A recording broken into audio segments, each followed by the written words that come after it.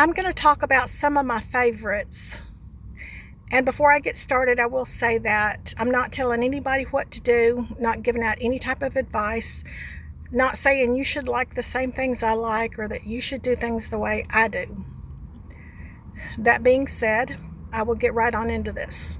I'm going to talk about 10 of my favorite money saving tips. And there's so many more, but number one is kitchen towels. They save me a lot of money. They pay for themselves because they save me so much money on paper towels. Now, some jobs, paper towels do work better on, but the majority of the jobs, kitchen towels work better on. I use them to dry my hands on when I'm in the kitchen cooking, or to wipe up spills, or for whatever I need to use them for. And they do wear out after a couple of years, but they are so well worth it, and I cannot function in the kitchen without kitchen towels. Number two is quality cookware. Cheap cookware is a fire hazard. Number three, I like to buy food in season and clothes out of season. Number four, pay more on the credit card bill each month so that you'll end up paying less in interest. Number five, save the ends of bread. You can either eat them as is or cut them up and toast them and use them as croutons for your salad, or you can make stuffing out of them. Number six, when waiting on someone, I usually just stay there instead of going home unless there's something at the house that needs me. I just stay there, I bring a book to read or something to do.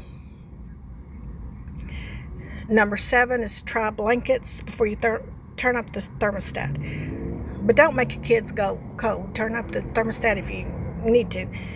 Number eight is wear out, use up, substitute, do without, reinvent, get creative and resourceful. I love that so much. That is something that can actually be fun, and you can make a game out of it.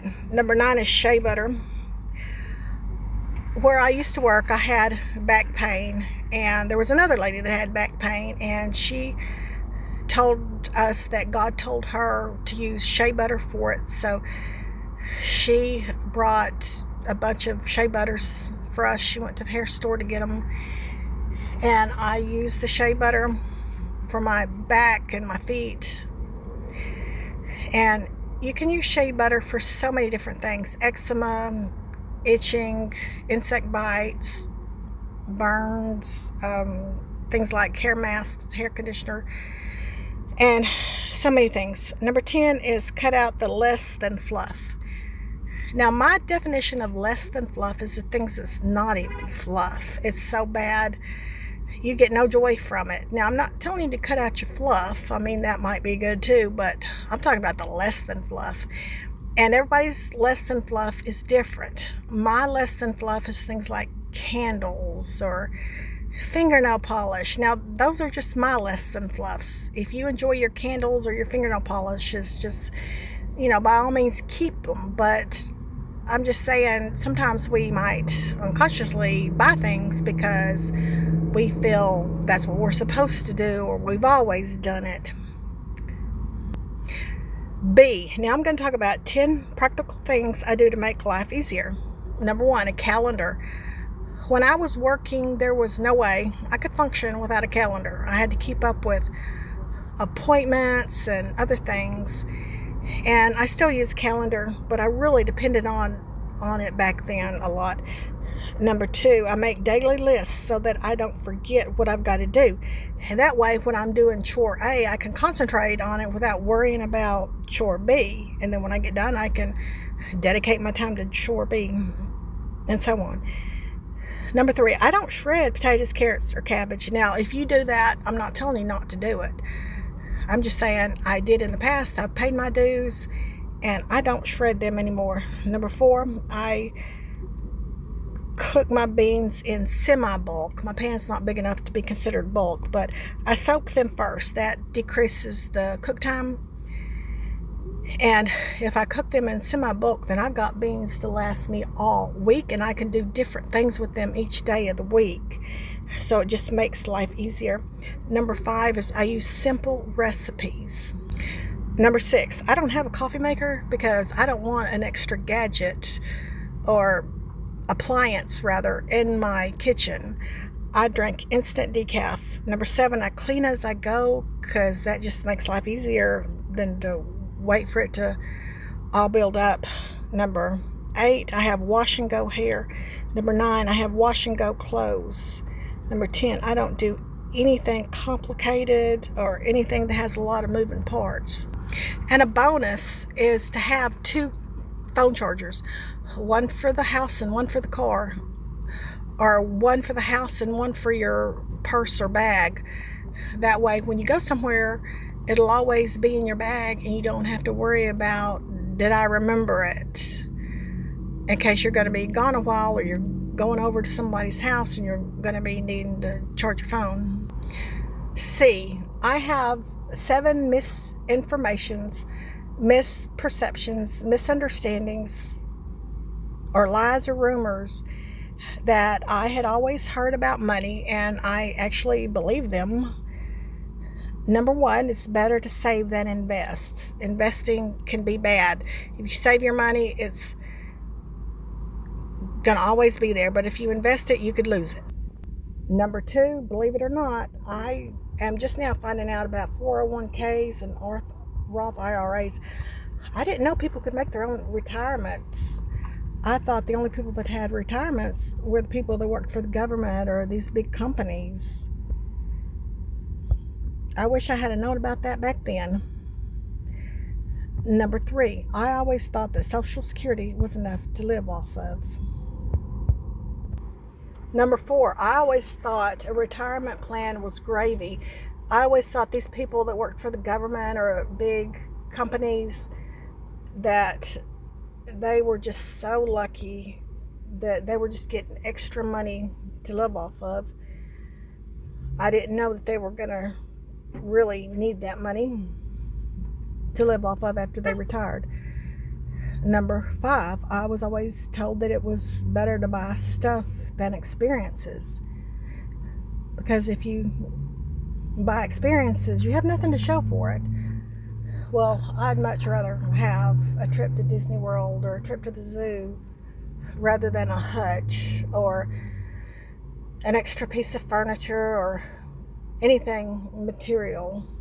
I've got more to show for it if I take a trip or a vacation. Number 6, now this one's probably going to make a lot of people mad, but I was always told that if you pay tithes, you will get rich.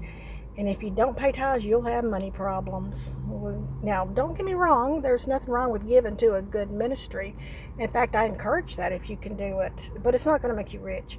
And number 7, I was always told to work, and you'll get rich. Get in as many hours as you can, as much overtime as you can. Work 2 jobs. Just work. Let your whole life be work. Well, studies have shown that people who have a day off and do have self-care are healthier. And even God took a day off after He created the world. D, if you are contemplating becoming a minimalist or just minimalistic, and you wanted my advice, number 1, don't tell anybody. Same way as you're going to become a vegetarian, and don't tell anybody. A lot of people's going to be upset. When I became a vegetarian, there were 2 people that really got upset. And so, yeah, don't tell anybody. They don't need to know. Number 2, before you declutter, just stop buying. Don't declutter unless it's something that's obvious that you need to get rid of. Declutter with wisdom and don't be wasteful about it. Some of the things you might need for later. Number 3, it's okay to have more of one of something. If you have 2 can openers, you don't have to get rid of one. I've heard some minimalists say, get rid of your second can opener. No, that first one's going to eventually break and you're going to have to buy another one or whatever it may be. It's okay to have 2 or more of something. Number 4, you can have as many clothes as you want. Number 5, you can have as much furniture as you want. Everybody's in different situations. Some people have big families, or some people entertain. Some people need more furniture. E, I have found that life is so much better if I'm mindful. If I realize what all I have, if I enjoy what I have, if I appreciate it and I respect it. So I use that word rare, R-A-R-E, to remember the words. First, I realize what I have. Second, I appreciate it. Next, I respect it. And next, I enjoy it. Even if it's something mundane, whatever it is, every little thing, I appreciate it. And I respect it. And I enjoy it. And life is just so much better if you do it mindfully, if you're just positive. Birds chirping, for an example, just sounds so much better. Just every little thing, even the sound of raindrops. The flowers are prettier. The smell of honeysuckle. All that is just so much better if we do it mindfully and just take in everything we have and make the most of it. And F is cozy. I love cozy. I haven't always known about it. I mean, I've always searched it, but I didn't know what the word for it was. I didn't know what I was searching for.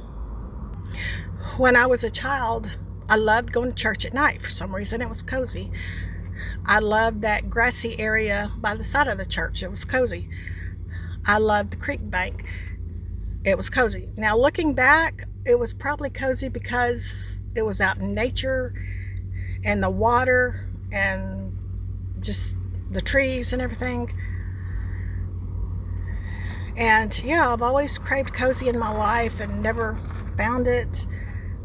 But I found it now.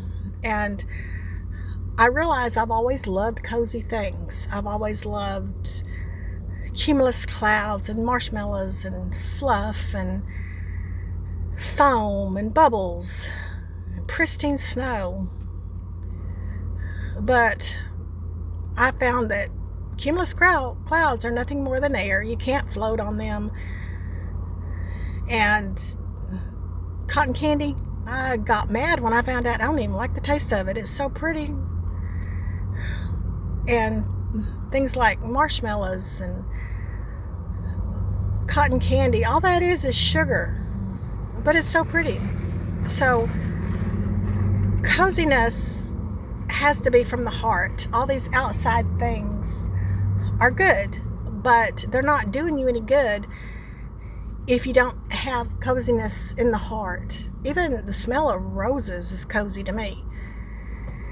So, and yeah, a clean, cozy living space. Clean, neat, and organized is cozy.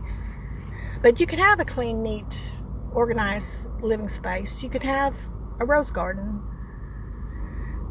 You can have hot chocolate and a cupcake and marshmallows. But all those things are not going to do you any good if you don't have love in your heart. Cozy has to start from the heart.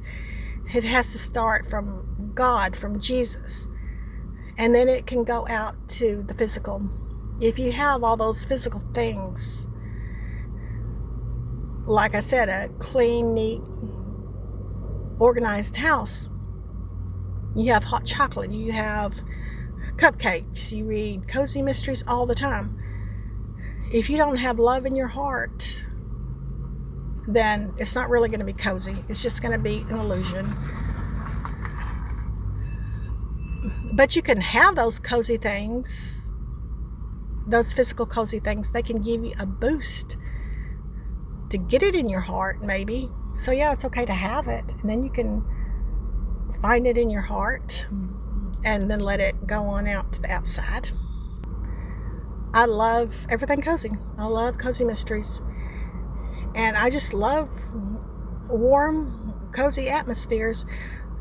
I have a funny story to tell. One time when my friend had moved away, her roommate was still here, and I had to go over to her apartment to get something, and I don't remember what it was, but I called her and told her that I'd gone over there to get it, and her apartment was cold. And she said, well, the roommate probably doesn't turn the heat up very high. And I started laughing. I said, no, not physically cold, mentally cold, because you wasn't there. But yeah, I want my living space to be cozy and warm. When someone walks through my doors, I want them to feel safe and welcome. I want them to know that they are wanted and loved, and I want them to just know that they're safe as long as they're with me. And not only when they walk through my doors, the doors of my house, but also the doors of my life. I want them to know that I will always be there for them, and I will do whatever I can to help them and to make their life better. So yeah, I just love cozy. So yeah, that's all for today.